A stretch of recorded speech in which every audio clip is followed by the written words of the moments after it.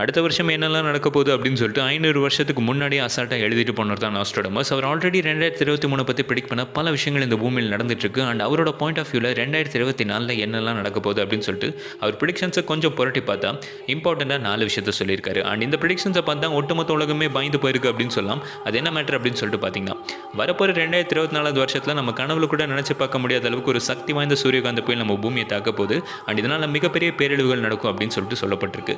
And second predictions அப்படின்னு எடுத்துக்கிட்டா, முதல் முறையாக மனிதர்களுக்கும் வேற்றுகிரக ஜீவராசிகளுக்கும் நடுவில் ஒரு மிகப்பெரிய கான்டாக்ட் ஏற்படும். அண்ட் இதனால் பூமியில் பல மாற்றங்கள் நடக்கும் அப்படின்னு சொல்லியிருக்காங்க.